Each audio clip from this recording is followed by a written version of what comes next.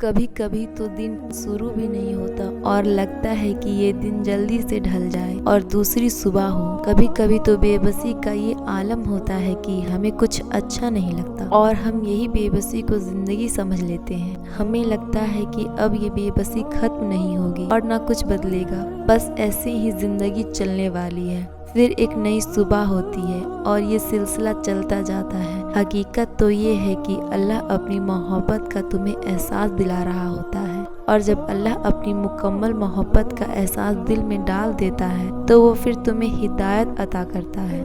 और फिर अल्लाह ने तुम्हें हिदायत अता कर दी तो तुम परेशान क्यों हो? देखो, घबराओ नहीं, मायूस कभी मत हो।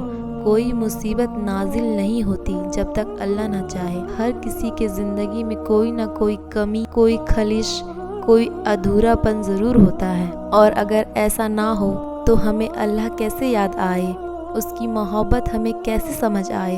अगर अल्लाह ने आपको आजमाइश में डाल रखा है ना तो वो इन आजमाइशों से निकालने पर भी कादिर है। आजमाइश कितनी भी सख्त क्यों ना हो, अल्लाह अपने बंदे को तन्हा कभी नहीं छोड़ता। अल्लाह से दूर तो हम चले जाते हैं, अल्लाह को तो भूल हम जाते हैं। अगर आपके जिंदगी में कोई कमी है ना तो आप उसे अपने अल्लाह के करीब होने का जरिया बना लें। सब्र करे, दुआएं मांगे, अल्लाह ताला से बेहतर कोई सुनने वाला नहीं। तो फिर तुम अपना दर्द अल्लाह को दुआओं में सुनाया करो, तवक्कुल अपने अल्लाह पर करो। फिर अल्लाह तुम्हारे दिल को धीरे धीरे सुकून अता कर देगा और तुम अल्लाह के करीब हो जाओगे। अल्लाह अपने बंदे को हिदायत अता करके सबसे पहले सुकून अता करता है, फिर सब्र देता है, फिर अपने पर तवक्कुल देता है, फिर अल्लाह अपने बंदे को सब्र से भी आजमाता है, फिर वो अपने बंदे को तवक्कुल से भी आजमाता है। और एक वक्त ऐसा आता है कि उसकी रजा और तुम्हारी रजा एक हो जाती है। अल्लाह के लिए कुछ भी नामुमकिन नहीं है,